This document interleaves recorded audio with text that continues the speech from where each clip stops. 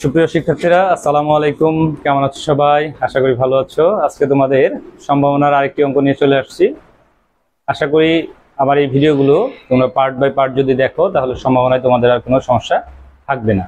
আজকের ভিডিওটা স্কিপ না করে একদম পুরোটা দেখবে। আমি আজকের সমাধানের জন্য যে প্রশ্নটা সেটা বোর্ডে লিখে রেখেছি। একটি ঝুড়িতে 8টি লাল, 10টি সাদা ও 7টি কালো মার্বেল আছে। প্রতিস্থাপন না করে যদি পরপর 4টি মার্বেল তুলে নেওয়া হয় তাহলে সবগুলো মার্বেল সাদা হওয়ার সম্ভাবনা নির্ণয় করো। আমরা আজকে এই সমস্যাটা সলিউশন করব।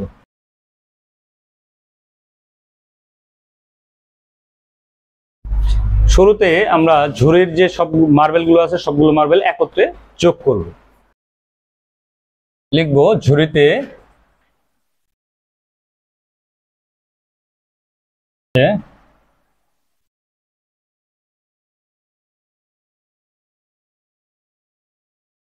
8টি, ঝুড়িতে সাদা মার্বেল আছে 10টি এবং ঝুড়িতে কালো মার্বেল আছে 7টি। ছোটবেলায় যেভাবে যোগ করছি দাগ দিয়ে, মনে আছে? আমরা সেভাবে যোগটা করে নিব। তাহলে মোট মার্বেল আছে কতটি? ঝুড়িতে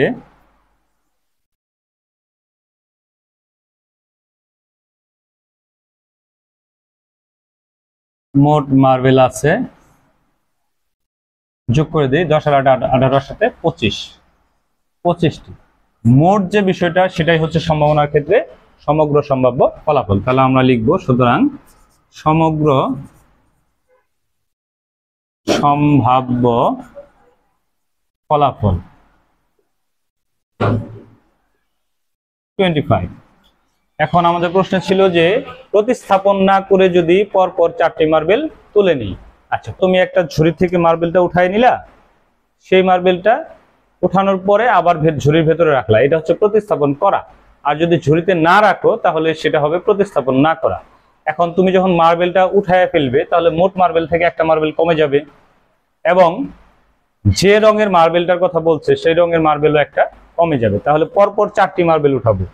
তাহলে আমরা লিখব প্রতিস্থাপন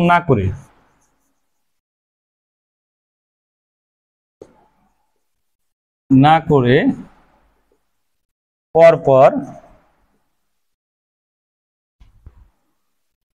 4টি মার্বেল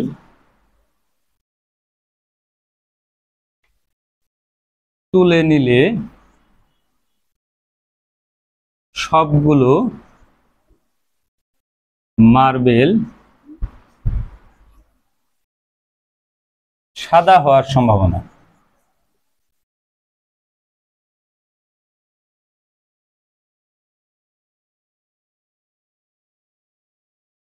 আমরা যদি প্রথমে যে মার্বেলটা উঠাবো সেই মার্বেলটা যদি সাদা হয়ে যায় তাহলে সাদা হওয়ার সম্ভাবনা কি হচ্ছে? সমগ্র সম্ভাব্য ফলাফল হচ্ছে 25, অনুকূল ফলাফল হচ্ছে 10। তাহলে 10/25, এটা হচ্ছে প্রথমবারের ক্ষেত্রে। এরপরে তুমি মার্বেলটা আর ঝুড়িতে রাখলে না, তাহলে কি হবে? মোট মার্বেল থেকে একটা মার্বেল কমে যাবে এবং সাদা মার্বেল থেকে একটা মার্বেল কমে যাবে। তাহলে কি হবে? 9/24। এবং তৃতীয়বারের বেলায় কি হবে? আরেকটা কমে যাবে, তাহলে 8/23। এবং চতুর্থবারের বেলায় আরেকটা কমে যাবে, 7/22। এবার এই যে সম্ভাবনাগুলো বেরোলো 4টি, এই সবগুলো আমরা গুণ করে দিব। এখন যদি কাটাকাটি করতে পারি তাহলে কাটাকাটি যাবে, গেলে কাটাকাটি করব। আর যদি কাটাকাটি না যায় তাহলে উপরেগুলো উপরে গুণ, নিচেরগুলো নিচে গুণ। যেহেতু এখানে অনেকগুলো সংখ্যা দেখা যাচ্ছে কাটাকাটি করা যাবে, তাহলে আমরা চেষ্টা করি কাটাকাটি করার জন্য। 8 একে 8, 3 8 24, 3 3 9। আচ্ছা, এটা আমরা 5 দিয়ে কাটতে পারি 2, 5 5 25। 2 দিয়ে যদি কাটি 2 1 2, 11 দ্বিগুণে 22। এখানে আর সংখ্যাগুলো কাটা যাচ্ছে না, তাহলে কি করব?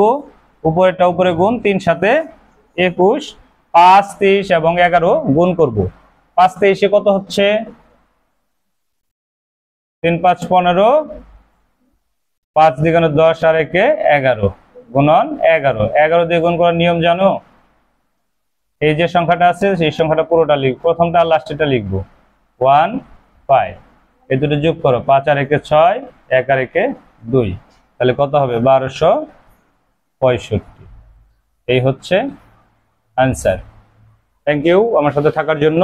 আমার পরবর্তী ভিডিওর সবার আগে পেতে আমার চ্যানেলটি সাবস্ক্রাইব করে অল নোটিফিকেশন অপশনটি চালু করে দিবে।